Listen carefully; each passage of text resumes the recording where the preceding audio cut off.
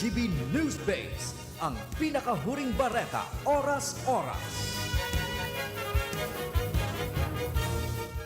Hinagyat kan Philippine National Police o PNP ang pamilya kan siyam na nagadan na aktivista sa Calabarzon raid operations na kasuhan ang mga otoridad sa tao kan pag-insistir kan mga ini na summary execution ang nasabing insidente. Katakod naman ini kan paninindugan kan PNP na lihitimo ang mga nagadan sa operasyon kan nakalihis na aldaw nin Domingo. Sigun kay PNP spokesperson Brigadier General Eldebrandi Yusana na dapat magluwasan ebidensya ang mga nasabing pamilya asin kasuhan ang sa inda mga police officers kung mapapatunayan na talagang tinuyo ang sinapara kan mga nasabing aktivista. Sa giraray na siniguro ni Yusana ang investigasyon sa nasabing insidente dahil da inindan nung kapig ko konsinti ang illegal na lakdang kan sa indang mga tauhan. Mantang makosog na pinahimutikan kang pamilya kan mga nagadan ang bersyon kan mga pulis na laban ang mga biktima sa mga otoridad mantang pigserbi ang search warrants.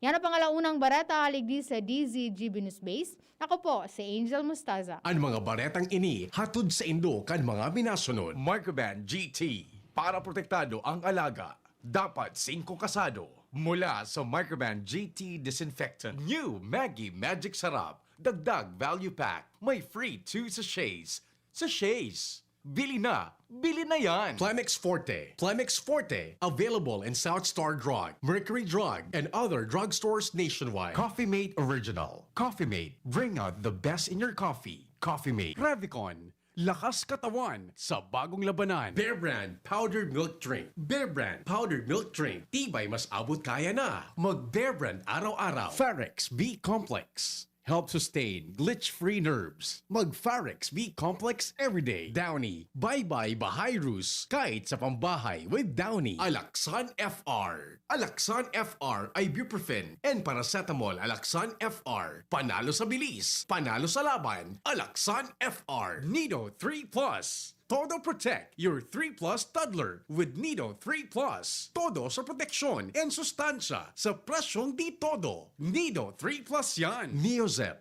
ang mabilis sa sipon at lahat ng kasama nito. Sa inyong nadango, ang pinakahuring bareta oras-oras sa DZGB.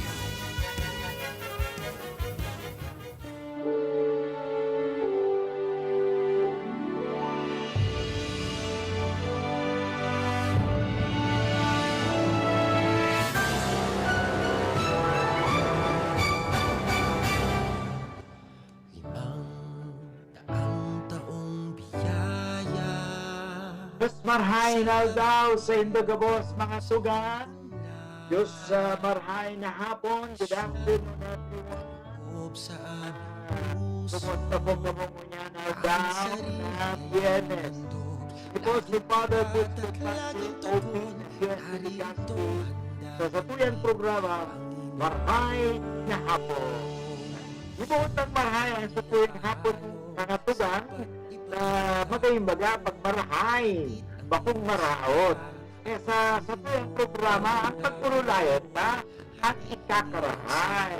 Paano makakarahay? Ano?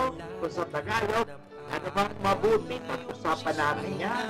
At ano bang ikakabuti? Yan importante mga tugang. Kaya mga tugang, maghinanyod ka mo sa tuyang programa inihong marahay na hapon, nakadakot na naman kamong mauukudan.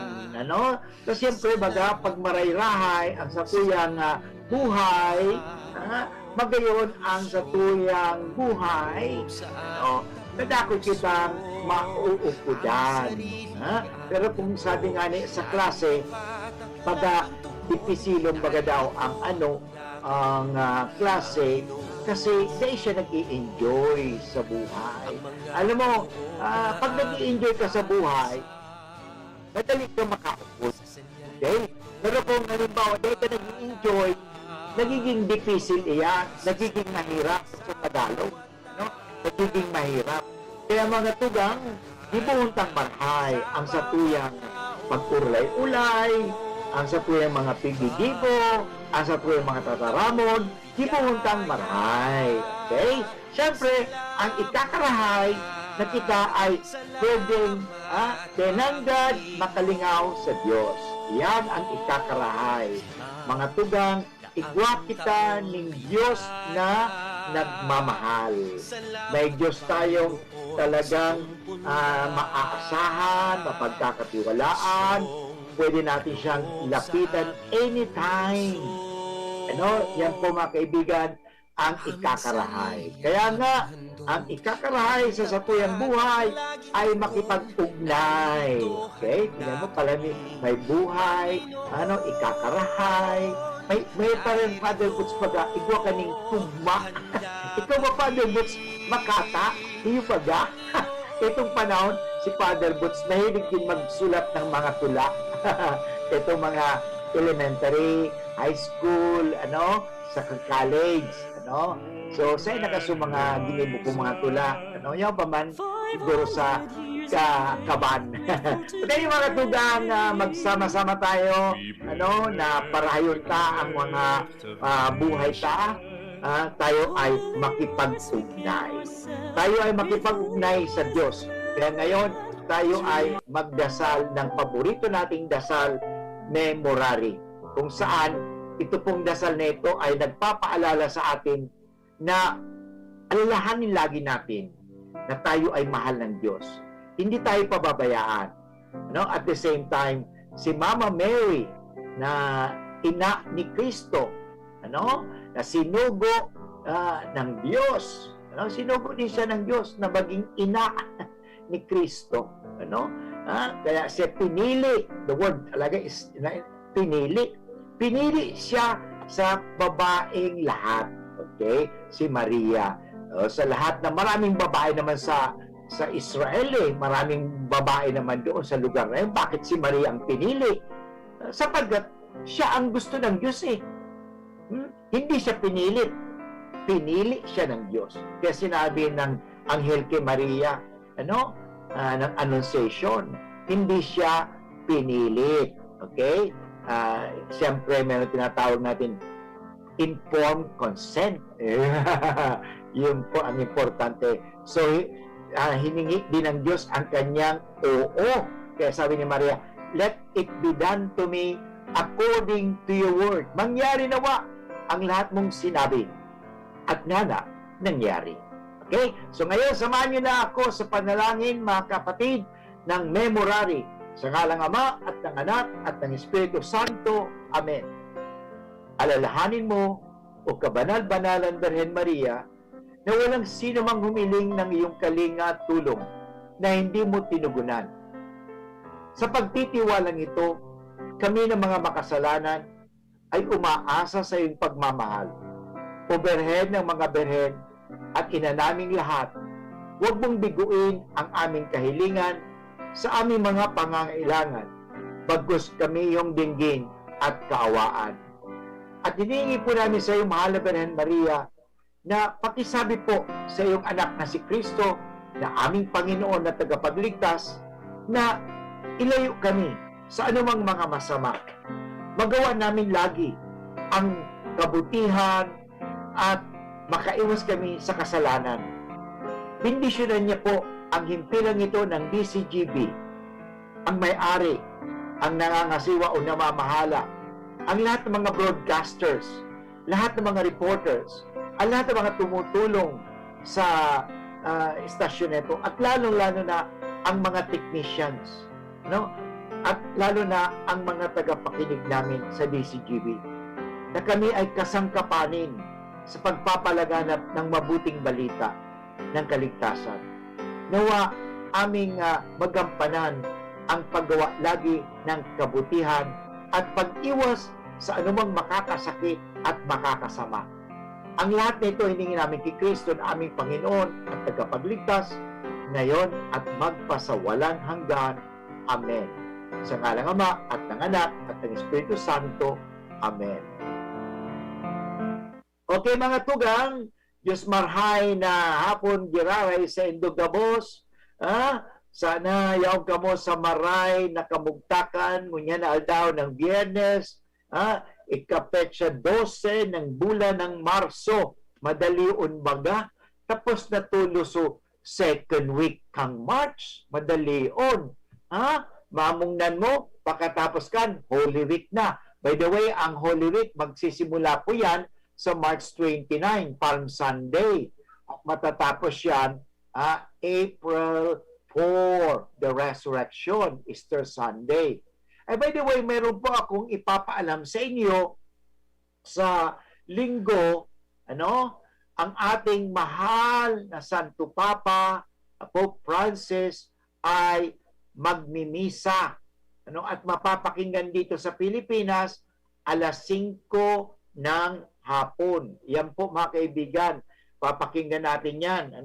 Sana ma-televise o ma-telecast, sapagkat maganda po ito. Ito tigpapaalala sa atin na kung saan, mga kapatid, ang ating mahal na Santo Papa ay magmimisa sa March 14 sa Saint Peter Basilica for the celebration of the 500 years of Christianity in the Philippines. Okay? Sabi po ni sa isang pari ng Escalibrinian, si Father Ricky Hente, of the Filipino chaplain in Rome, si Father Ricky, siyang Pilipino. Ang sabi ni Father Hente, okay, sa Father Hente, the Catholic Bishops' Conference of the Philippines reported that the Mass will be at 10 a.m. Roma, sa time yan sa Roma, pero dito sa Pilipinas is 5 o'clock in the afternoon sa Domingo. Okay? And of course, ang misang ito ay concelebrated, siyempre. Ang walang iba kundi ang ating celebrant dyan ay ang mahal na Santo Papa.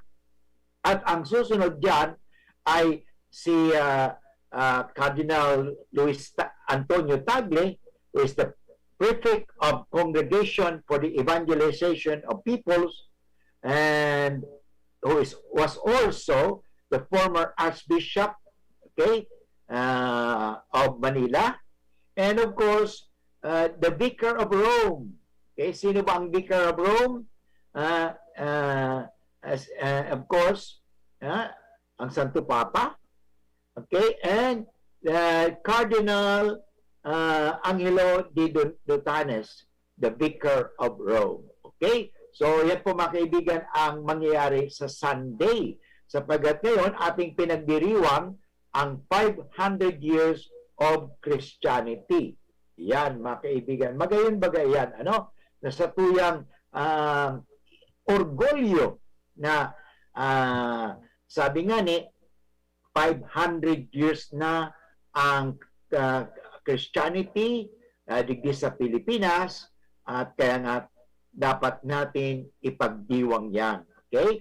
Pasasalamat dahil sa paniniwala o pagtubod na tinausatuya ng Diyos. Remember, mga tugang, ang pagtubod is a gift. Faith is a gift. Okay? So, regalo po sa atin ng Diyos yan eh. Regalo. At ang regalong yan ay dapat natin alagaan at the same time pakaalagaan talaga. Sabi nga ni, pagkahulugan mo natin yan. Paano natin papakahulugan yan? Sa pamamagitan ng pagsasabuhay ng pagiging Christ-like. Yun, Christ-like. Tulad ni Kristo. Sapagkat ang isang Kristiyano, tawag sa kanya ay Kristiyano, siya po ay tulad ni Kristo. O yun, ang buhay ba natin ay itinutulad natin kay Kristo? O ang buhay natin itinutulad natin o tinutularan natin ba si Kristo? O tinutularan natin yung mga artista, yung mga ibang tao? Yun, yan ang tanong. Tinutularan ba talaga natin si Kristo? Alam mo, kung tutularan natin si Kristo, dapat tayo ay may buhay ng pag-ibig. May buhay na nagkakaminruutan. Okay? Bakong buhay na nag-iiriwal, buhay na kung saan nagpapakarautan, kundi kita may buhay na nagmamahalan. Life of love. Okay? Yan. Dito nga sa UST, meron kami yan. Okay? A life of truth, of love, out of gratitude. Yun. So, buhay talaga ng pag-ibig. Kasi, alam mo, ang pag-ibig, mga kaibigan, yan ang tunay na kahulugan ng isang Kristiyano. Kung kanyang sinasabuhay ang pag-ibig, siya'y nagiging tulad ni Kristo. Okay? Ang Ebanghelyo, mga kaibigan, sa araw na ito ay hango sa Ebanghelyo ni San Marcos, Kabanata 12, talata 28 hanggang 34. Okay? So, hindi ko nababasahin, pero bibigyan ko lang kayo ng idea kung ano yun. Nung panahon, lumapit ang iskriba kay Jesus. Okay? Sinasabi ko ang iskriba, mga kaibigan, ay mga abogado. Okay? Marunong sila sa batas. Okay? At tinanong siya, alin sa mga utos ang pinakamahalaga? So, ibig sabihin, mga kapatid, na maraming utos. Maraming ipinag-uutos. Sabi nga nila, puro utos, puro utos, puro utos. Wala nang iba kundi puro utos. Oh, puro utos daw. So, yun, alam mo, kung ang buhay natin ay puro utos, para lahat batas, talagang mahirap. Parang hindi ka na you don't have freedom, wala ka ng kalayaan. Okay? Yun. Alam mo, isa lang dapat natin sundin ang batas ng pag-ibig. Nung nakarang araw, sabi ko sa inyo na bakit kailangan natin batas? Kailangan natin ang batas kasi tayo ay mga imperfect, okay, na tao. At the same time, limited. At the same time, marami sa atin ay hindi pa mga santo. Okay? So pag santo ka na, talagang banal ka na, hindi ka na kailangan ng batas. Okay? So yan. Kaya kinakailangan tayo nabubuhay pa rin sa batas because ang batas ay tumutulong sa atin mabuhay na ligtas. Okay? Kasi nga, pag sumunod ka sa batas, ligtas ka. You cannot do away with following the law. Okay? Dapat sumunod tayo sa batas. Okay, subukan ko. O, ito nga. Okay? Lahat ng batas sundin natin. Okay? Lalo na ang batas ng Diyos. Sinabi ko nung nakaraan na ang batas na ginagawa sa Kongreso ay hindi po yan masasabi natin na talagang batas na batas. You know? Kaya minsan may law of abortion, may law of divorce, o batas, di ba? Gawa ng tao yan. Ang batas na gawa ng tao, pwede natin suwayin. Kaya, nyari, law of abortion, law of divorce, kasi gawa ng tao yan Ano? At ang gawa ng tao ay may pagkakamali. Yan. Kaya nga hindi perfect. Pero ang batas ng Diyos ay perfect. We call it natural law and not only but and eternal law promulgated by God. Yung utos ng Diyos. Yan. Hindi utos ng tao. Yan ay mahalaga. So, ngayon, ang daming utos ng tao. Kaya nakakalito. Pero ang utos ng Diyos ay iisa lang. Isa lang ang utos ng Diyos. Pwede, Father, 10. O, anong ginawa ni Kristo? Sinamarize niya into one. Okay, the Ten Commandments is just summarized into one word. L-O-V-E. Love. Sa Tagalog, pag-ibig, pagmamahal. Kung sa Bicol, pagkamerunutan. Okay, yan po. Yan. O, ito sa gravitation, ito sa tinatawag natin. Subukan mo. Okay? Father, ayaw kong sumunod sa batas. Yun, sa batas ng gravitation. Subukan mo, umakyat ka doon sa 10th floor ng hotel at tumalon ka. Kasi hindi ka naniniwala sa gravitational law, sa batas na gravitation. Subukan mo nga. Lahat tayo ay covered ng batas. Pero yan, sinasabi nga, natural law. Okay? We have to follow natural law. Huwag natin na i-mistake yan. Okay? Dapat sumunod tayo sa eternal law at sa natural law, ang batas ng kalikasan. Okay? Sapagkat kung susuwayin natin ang batas ng kalikasan o ang batas ng Diyos, may balik po yan. May balik yan. Tingnan ninyo ngayon. Sabi nga, nagdudusa na tayo. Okay? Sa panalangin ng Oratio Imperata. Yun na yun. We harvest. Inaani na natin yung mga pagsuway sa batas ng Diyos at sa batas ng kalikasan. Hindi natin inaalagaan ang kalikasan, hindi natin sinusunod ang batas ng kalusugan, Kasi sinasabi na, ako ang dapat masunod. Ako tao masunod. Mali po yan. Okay? Kung mayroon mang masusunod, hindi ang tao, kundi ang Diyos. Kaya nga, kung ang tao sumusunod sa Diyos, siya ay pinagpapala. Pag ang tao pasaway, hindi sumusunod sa Diyos, hindi rin siya sumusunod sa kalikasan, hindi siya pinagpapala. Siya po ay later on pinapalo. Pinapalo. Yun ang nangyari. So, ang sagot ni Jesus,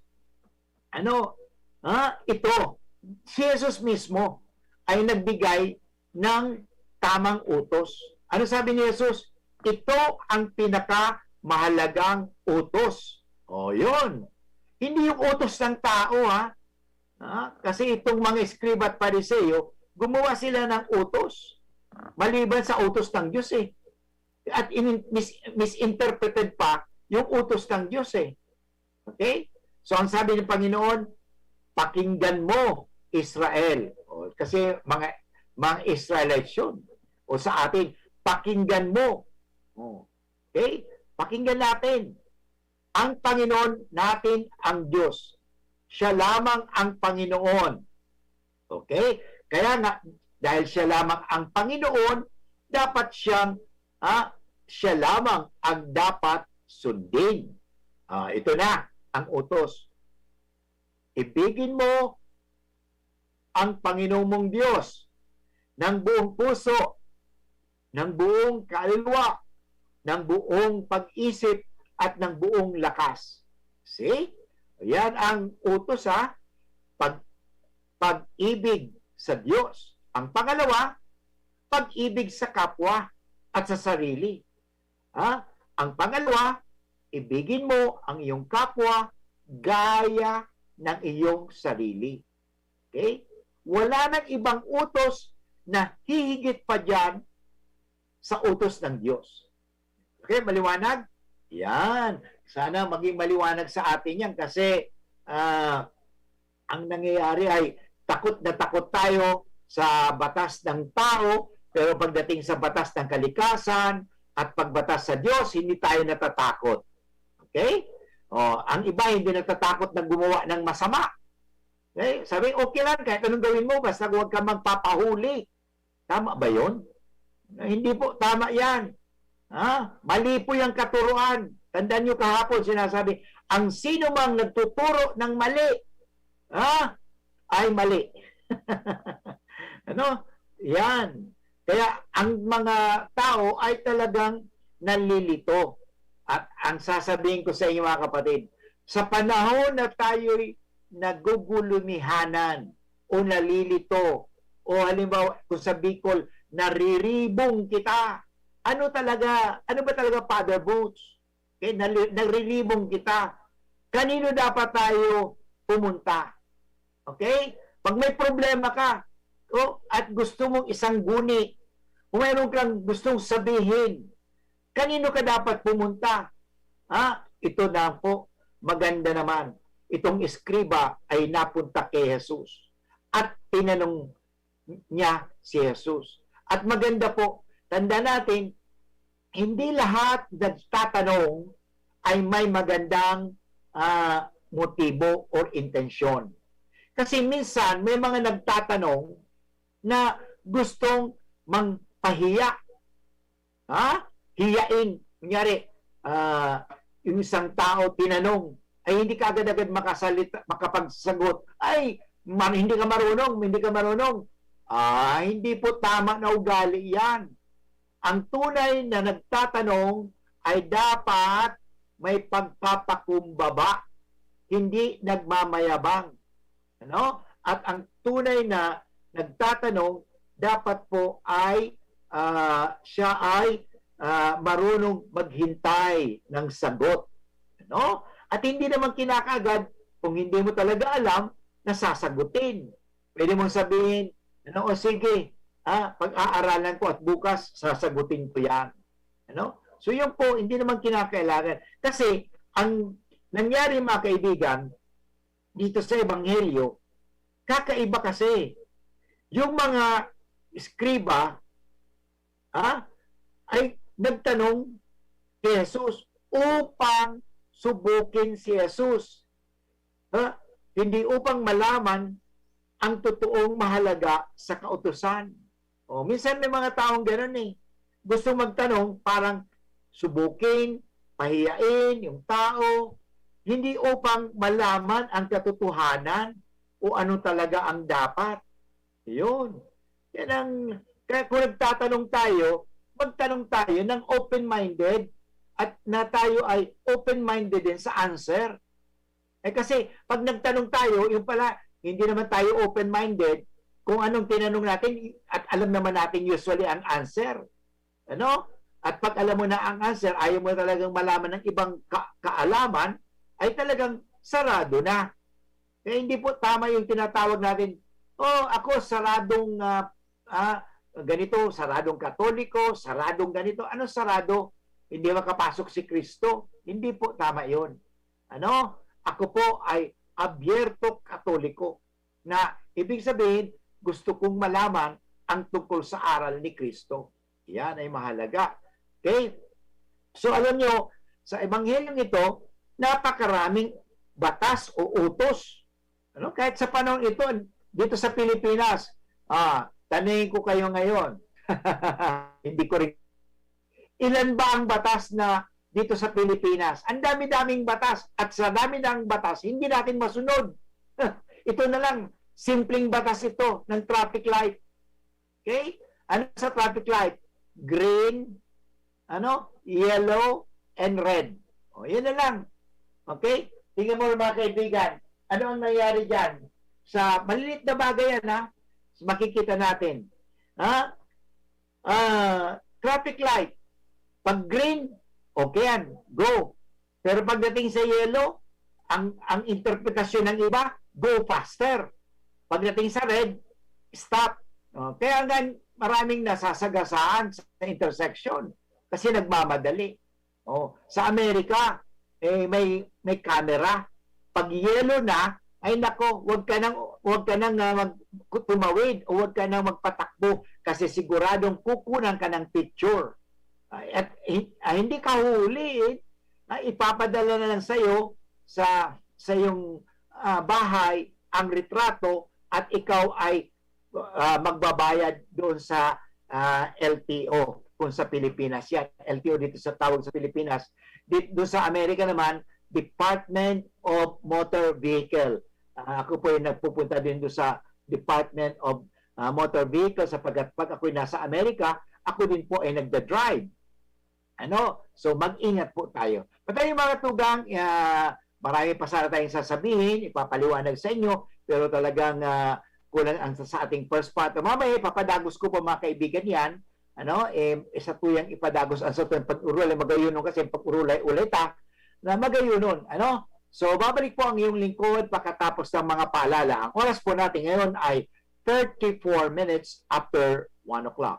An oras hatod sa Indokang Microban GT para protektado ang alaga. Dapat 5 kasado mula sa Microban GT Disinfectant. Enervon C Tablet. Enervon C Tablet. Multivitamins Enervon. Pag may more immunity, mas happy. Gin Kapitan. Gin Kapitan. Kayang-kaya mo yan. New Bear Brand Tono Tipid 2.4 kilogram pack. Save up to 120 pesos. Unilab, alagang tunay, alagang Pilipino. For more information about Unilab and its products, go to www.unilab.com.ph. Surf Powder. New Surf Powder with Active Clean. Mas pinagaling magpaputi, magtanggal kulob, at mas pinabango pa. Singgaling ng mamahaling panlaba pero di mamahalin. Now with 50% more pa mega laki, mega galing, mega wais. 5 pesos and 50 centavos SRP pa rin. Coca-Cola, sarap pag magkasama. Alaxan FR. Alaxan FR ibuprofen and paracetamol Alaxan FR. Panalo sa bilis, panalo sa laban. Alaxan FR. Ang new normal kasama ang Gen-Z. Face mask, check. Face shield, check. Alcohol, check.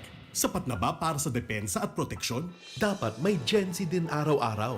Ang Gen-Z Vitamin C ay nakakatulong magpalakas ng immune system. Kasama ang proper diet at exercise, may laban sa impeksyon, may distancing sa sakit, proteksyon at depensa sa labas at loob. Ito ang new normal natin. Gen-Z Vitamin C. May laban tayo! Ascorbic acid is the generic name of Gen-Z. If symptoms persist, consult your doctor. Mga kaibigan, ang inyong anak ba ay may matagal ng problemang pangkalusugan na halos hindi na gumagaling at pabalik-balik lang sa pagamutan? Tulad ng sakit sa puso, sakit sa baga, asthma, panghihina, walang ganang kumain, skin disease, masakit ang ulo at nagsusuka? Alam niyo ba na ang lahat ng sakit, bata man o matanda, ay dahil sa malnutrisyon, lifestyle at environmental pollution? Kawalan ng pagki-cleansing. Ano pa ang hinihintay natin? Magpa-cleansing na sa Ninis Wellness Center dahil ang lahat ng sakit ay kayang labanan ng malakas na immune system gamit ang mga supplement ng Ninis Wellness Center. Pakinggan natin ang isang buhay na patotoo ni Jean Perdigon para sa kanyang anak na isang buwan nang nakakonfine sa hospital at kailangan ng operan sa utak dahil sa sakit na meningitis. Ako po si Jean Perdigon, taga Bitaano po. Anong helan niya? Meningitis. Gusto po kan doktor na operaran sa aki ko. Nag-ano daw po kaya sa tubig sa payong niya. May nakaswero lang po siya. Tapos may tigkakag na manitol sa swero niya. Tapos pikukuhan siya tubig sa likod. Ang pag-ihi niya, sarong bisis lang sa sarong simana. O, nung nakainom siya kan mga supplement ko, ano nangyari after one day? Sige na suihi niya, nakaka-CR na siya. Itong kalintura niya, nawara, nagkatindog na siya ng talakaw. Kumusta na siya? Aray na, nagkakawat na, grabe na nagkaraw.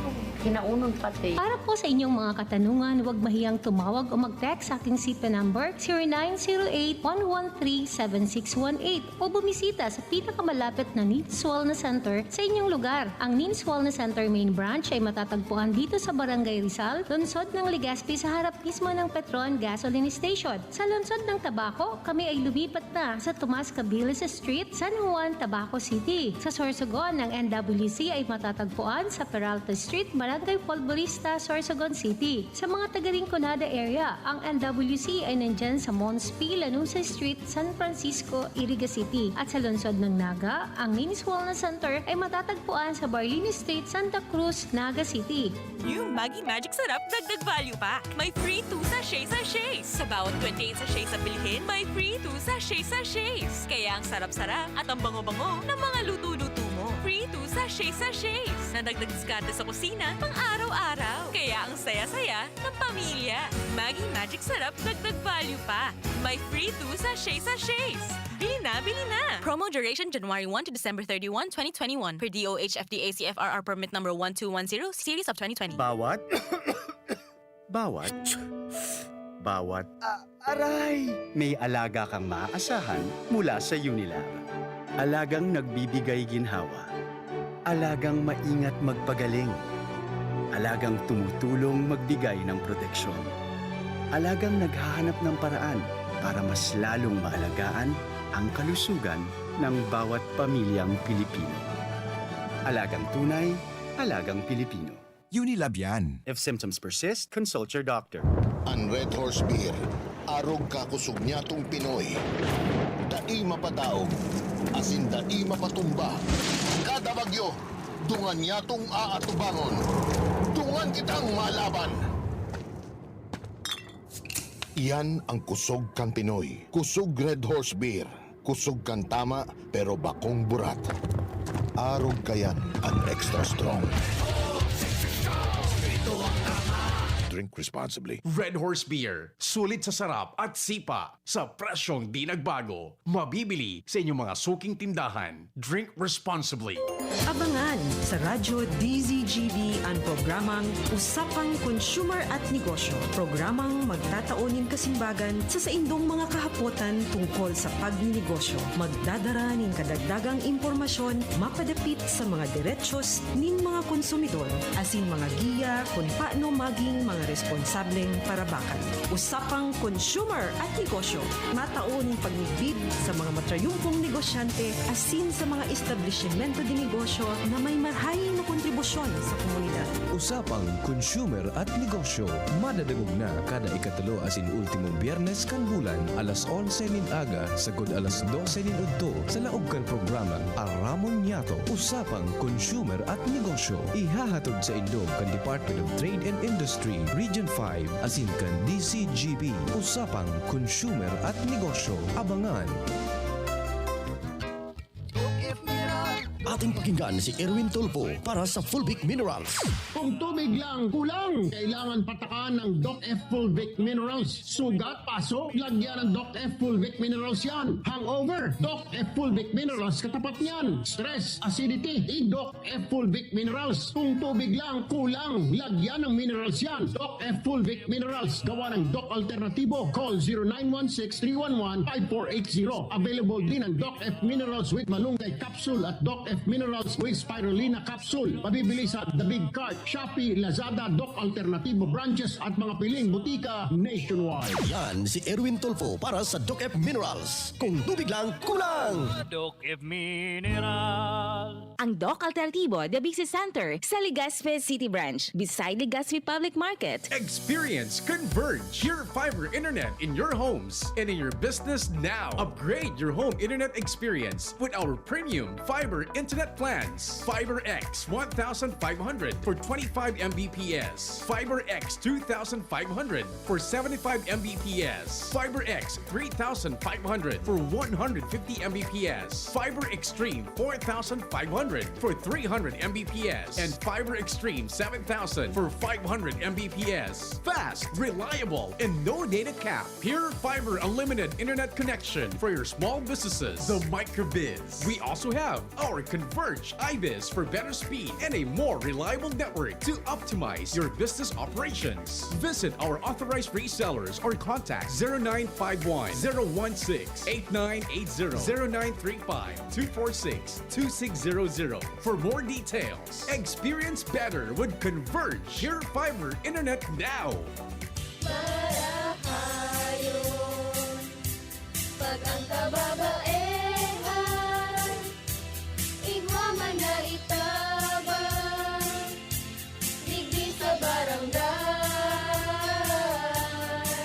Salamat on di Congressman Fernando Di Cabredo na kami. Hiniho niyang produktibo, Diyos mabalos man sa imo. Kami ang mga kababaehan hindi sa barangay San Jose, Ginubatan, Albay. Iyo ini ang Taranuman Project ni Congressman Fernando D. Cabredo.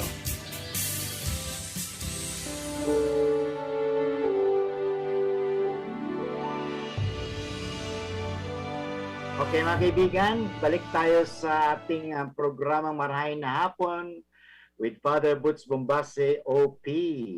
Kasubago sa ito yung pinag-urulayan nga ni mga tugang ang tungkol sa batas o ang pagsunod. Ano?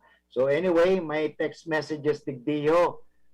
Sabi ni Nia from Ginubatan, good PM po, Father Puera de los Obos, o Diyos, Obos po minsan po kasi, no? Ang batas ay nakakabutas. Depende po sa tao at pagkatao with connection o mayaman o nakaupo sa pwesto. Yan nga. Pero sinasabi nga, whom you know. Anyway, yun po talaga minsan ang batas ng tao. Yan. Kaya sana ang batas ng tao ay i-pattern sa batas ng Diyos. Kasi ang batas ng tao ay hindi naman po talaga yan mataas, okay, kaysa sa batas ng Diyos. Okay? Yan ang importanteng malaman natin. Kasi akala natin ang batas ng tao, ang batas na ginagawa sa Kongreso, o ang batas kung saan ginagawa ng mga, kunyari, kunyari sa Amerika, okay, there is the law of divorce, the law of abortion, the law of sinasabi nga na halimbawa yung taong may sakit na gusto mo nang patayin o mayroon pang batas na gano'n nakalimutan ko yung salitang meron yun yung hindi po tama po yun because you are going against the law of nature. So ang mahalaga po sa mga congressman o sa gumagawa ng batas, gumagawa ng mga regulasyon, sa gumagawa ng mga policy, dapat magbigay galang, i-pattern nila sa law of nature. Okay? The law of nature of man. Okay? Ganon. Batas na sa kalikasan ng tao. Ano? Kasi actually, ang mahalaga dyan, ang batas na yan ay para sa ikakabuti ng tao. Yan. Kasi napakaraming batas nga dito sa Pilipinas nga lang Hindi ko alam kung alam mo ilan bang batas meron tayo dito sa Pilipinas. Pinag-usapan natin kanina yung batas ng trapiko. Yun. Alam mo, kung gagawin lang natin ang mga bagay-bagay na ito na may pagmamahal, yun. Sabi nga dito, follow traffic rules. Follow the law. Okay? Ito po ay the simplest of all the country's law. But when implemented, it paints a country of strong laws. Okay? So, ang dami. So, yun na lang. Traffic law yan. Okay? So, mga kaibigan, napakaraming batas sa ating lipunan na kailangan sundin. Pero ang dapat sundin sa lahat ng batas ay ang batas ng pag-ibig. Yan po ang pagmamahalan. Sa sobrang dami nito, nakakalimutan na natin kung ano ang pinaka-saligan ng lahat. Yung pinaka-foundation. Ano talaga ba ang pinaka-ugat ng lahat ng batas na ito? Yan nakakalimutan na natin Itinuturo sa atin ngayon sa Ebanghelyo ni Jesus ang dalawang pinakamahalagang utos. Ang batas ng pag-ibig sa Diyos at ang pag-ibig sa kapwa at sa ating sarili. Okay? So, sa tuwing nalilito tayo, kung tama nga ba ito ang ating ginagawa, balikan natin lagi ang sinabi ng ating Panginoong Yesus. Okay? Sa panahon na tayo ay nariribong o nalilito kung ano ang dapat sundin. Kasi minsan may mga tao, ano ba talaga Father ang dapat kong sundin? Lumapit tayo lagi sa ating Panginoong Yesus upang ipakita niya sa atin ang tamang pagsunod sa Diyos. Sa mga tuwid, tingnan natin lagi. Kaya sabi nga, i-pattern dapat ng mga Kristiyano ang buhay Kristiyano kay Kristo. Okay, paano ba sinunod ni Jesus ang batas? Okay? Ito palagi may pagmamahal. Okay? Palagi may pagmamahal kasi pag susunod ka sa batas, wala nang pagmamahal, magiging kang mas mayabang o magiging kang sinatawag sa English self-righteous, makakasakit ka. Okay? Yung minsan nangyayari yan Ano tingnan sa batas, tingnan mo, yung batas ng mga Hudyo na ang sino mang babae o dalaga babae o dalaga na nangaliwa, okay, o buntis o nagdadalang tao, sa batas ng Hudyo, hindi batas ng Diyos yan sa batas ng Hudyo, sa batas ng tao, siya ay dapat batuhin, patayin. Okay? So, minsan, dinalan ng ilang mga eskriba at Pariseo yung babae na nahuli nila na nakikiapig, committing adultery. sa English. Okay? So yun, ang nangyari, anong ginawa nila? Tinanong pa si Jesus. Tingnan mo. Kung ikaw talaga ay galing sa Diyos, susunod ka sa batas ni Moises. Okay? O yun. Batuhin mo ang babaeng ito. O, ano sabi ba ni Jesus? Isa lang yan. Sabi ni Jesus sa kanila, sino sa inyo ang hindi nagkakasala? Siya ang unang bumato sa kanya. Oh, di ba? So, sino sa inyo ang hindi nagkakasala? Wala baga? Lahat na nagkakasala. Lahat tayo may kahinaan. Kaya nga, sa pagsunod sa batas, kinakailangan pa rin ang paggawa ng mabuti at tama. Ano yung mabuti at tama? Ang tama doon ay, okay, pagbigyan mo ng pagkakataon. Okay? Ano sabi ni Jesus doon sa babae? Hindi kinonsinti ni Jesus yung babae. Ang sabi ni Jesus, huwag ka nang magkasala. Hindi naman sinabi ni Jesus, okay, pinagtatanggol ko ito kasi ito hindi makasalanan. Hindi. Nakasalanan. Pero sabi ni Jesus, huwag ka nang magkasala. Actually, maganda yung pagkakasabi ni Jesus doon sa babae. Has no one condemned you? Meron ba sa yung nagparusa? Ang sabi ng babae, no one, sir. Okay? Wala. Okay? Neither do I condemn you. Yan ang tunay. Ang problema kasi sa mga pasunod sa batas, palaging, pag sino man nahuli nila, parusa kaagad. Okay? Parusa kaagad. O, yun. Yan ang batas ng tao. Parusa. So, ang batas ng Diyos ay pag-unawa. Okay? Bibigyan ka ng chance. Okay? Nagkasala ka. Kaya sabi nga ni Pedro, ilang beses ko ba patatawarin ang aking mga kapatid? 7 ba? Hindi. Hindi 7, kundi unlimited. Habang ikaw pinatatawag ng Diyos, dapat magpatawad ka rin sa kapwa mo. Yan ay napakahalaga.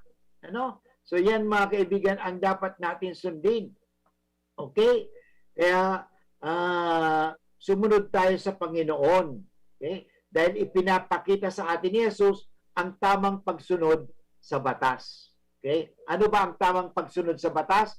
Dapat hindi ka mapanghusga. Hindi ka mapanlait. Hindi ka nagmamayabang. Hindi ka nagtataas na sinasabi, ako, para sunod ako sa batas, ikaw hindi.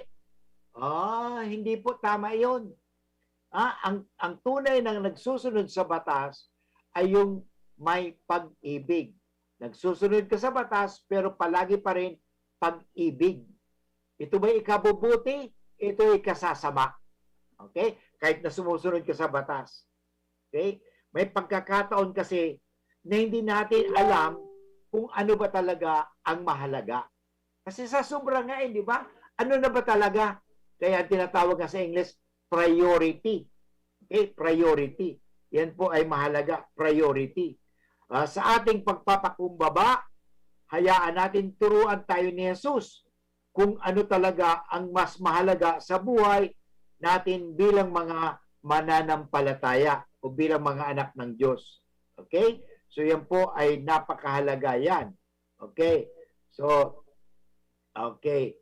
Ako po kapag nalilito, sabi ni Nia, ay ipinapasa ko sa Diyos. Sa kanya minsan po I ask myself if balance ang plano ko o kapag ginawa sa akin ng kapwa ko, masaktan ba ako o matuwa o respeto po una. Yan. So, importante respeto talaga. Sa lahat ay talagang gagawin natin ang pagre-respeto. Okay. So, yan ang mahalaga. O, sabi nga ni, may nag-text pa sa atin dito sa, okay? O, sandali, may tawag, So, yes, yes, Manay Sol. Yes, good afternoon. Magayunan po ang programa mo. Maraming salamat po. Ang batas po sa material, isa'y mabaw ganda. Okay. Magkape ng klase. Kaya nalilito na tayo. Oo. Makape pang-api. Oo. Makape paglalait. Yun. O, yun pong mga batas na, ayong batas na yan. Ng mahal na Diyos, paro lang. Yes. Opo. Okay. Yeah, thank you very much, Manaysol. Okay, yan po si Manaysol. Okay, na gusto mag-share sa atin at nag-share sa atin na ang batas ng Diyos pa rin talaga dapat daw ay pairalin. Hindi yung batas ng tao. Kasi ito nangyayari nga eh. Dahil sa dami-daming batas, o sa bahay na lang ninyo, ano bang maraming mga regulasyon, mga patakaran, mga lituntunin, yung pati bata nalilito, ano ba talaga mami? Ano ba talaga daddy? Ang alam mo, mas maganda, ang isang batas lang natin dito sa bahay, magrespeto tayo. Ngayon, paano tayo magrespeto? Ganito yon. Halimbawa, kung meron kayong kailangan, okay, magpaalam muna kayo kung anong kukunin. Huwag yung basta kukuha ng kukuha. Halimbawa, yan, respeto lang yan. Pero maraming, paano? Yun. So, sinasabi, isa lang ang batas natin dito sa bahay. Huwag ka na magkaroon ng maraming batas. Okay? Yun. Isang batas lang. Respeto. Ang batas natin dito sa ating bahay ay respeto. Halimbawa, ganito. Okay, kung gusto mo ng pera, huwag kang basta kukuha ng pera sa wallet ng nanay mo at tatay mo. Magpaalam ka naman. Kasi nangyayari minsan, halimbawa, yung nakita yung wallet ng nanay mo at tatay mo, bakit dati may pera ko dito na 500, ngayon 20 pesos na lang. O sino ang kumuha? O pagkatapos minsan, ang mahirap pa dyan, na pagbibintangan yung katulong. Kawawang katulong. Ano? Katulong kasi, yung katulong nangangailangan ng pera. Hindi po nangangailangan ng lahat. Hindi lahat nangangailangan ng pera ay nagmagnanakaw. Hindi po yun. Kahit may mga katulong dyan, wag na natin pagbintangan ang katulong na siya ang kumukuha ng pera. O, kawawa tuloy yung katulong. Baka pala yung anak mo naman, nakala mo ang bait-bait sa iyo. Yung pala pag nakatalikod ka, kumukupit. Yun. Pag hindi paggalang 'yan. Ano sa paggalang natin? Pagdating sa bahay, tayo ba ay bumabati malamang o sa Bicol nagsasaludar ba tayo? Pag Espanyol yan, saludar. Okay? Yeah. Sabi ni 7221, Good PM, nakikinig po ako palagi sa DCGB. Pwede po bang makahingi, Father Boots, ng Bible, yung Bicol version po? Silita, Realizan po, ito ng Purok 3, Del Rosario Camalig Albay. Salamat po. Sige, maghahanap tayo ng paraan. Kasi wala pa akong Bible dito ng Tagalog, Bicol. At ito po, maganda po ang programa mo. Marami po akong natututunan. Thank you very much, 7221.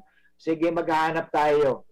Okay. So, ipalap mo lang kasi minsan nakakalimutan ko. Pero hahanap tayo ng paraan. Magtitingin tayo dyan. Sana sa programa natin ito, may mga kapatid tayo na gustong mag-ambag ng Bible. Pwede po kayo mag-ambag ng Bible. Pwede po yan. Pwede siguro ipadala natin sa DCGB. Pag na dito sa UST Legazpi, doon sa DCGB, at doon na rin siguro i-claim kung sino man ang magkaroon tayo ng collection mga Bible. So, yun po. But anyway, inabot naman ng oras ng pamamaram. Sayang, marami pa sana tayong pag-uusapan tungkol sa batas, pero talagang gano'n ang buhay. May limitasyon lang po talaga tayo. So, yan ang mahalaga. And everything that we do, always do it with love. Okay? So, mga kaibigan, tayo ngayon ay magdarasal na sa tuyang dasal na panalangin kay San Miguel Arcangel. Okay? Sa ngalan ng Ama at ng Anak at ng Espiritu Santo. Amen. San Miguel Arcangel, ampunin mo kami sa labanan at maging bantay ka nawa namin sa kalupitan at sa mga silo ng demonyo. Sugpoy nawa siya ng Diyos na pinagmamakaawa namin sa iyo, at ikaw, prinsipe ng mga hukbo sa langit, sa kapangyarihang Diyos, ibulid mo sa kailaliman ng impyerno si Satanas at ang lahat ng malulupit na spirito na gumagala sa sanlibutan at nagpapahamak sa mga kaluluwa. Amen. Sa ngalang Ama at ng Anak at ng Espiritu Santo. Amen. Diyos mabalas po sa Indogabos mga tugang na naginanyo sa katuyang programang Marhay na Hapon with Father Butch Bombase OP ng UST Legazpi. Sana po lagi natin isagawa, anumang sumunod na tayo sa batas o anumang gawin natin lagi ito dahil sa pagmamahal natin sa Diyos at pagmamahal natin sa kapwa-tao. No? At ngayon sabihin natin, ako'y anak ng Diyos, mahal na mahal ako ng Diyos, at ang lahat magiging maayos. Maraming salamat at magkita-kita muli tayo sa Lunes hanggang Biyernes, 1:00 hanggang 2:00 sa programang Marhay na Hapon with Father Butch Bombase OP. God bless everyone.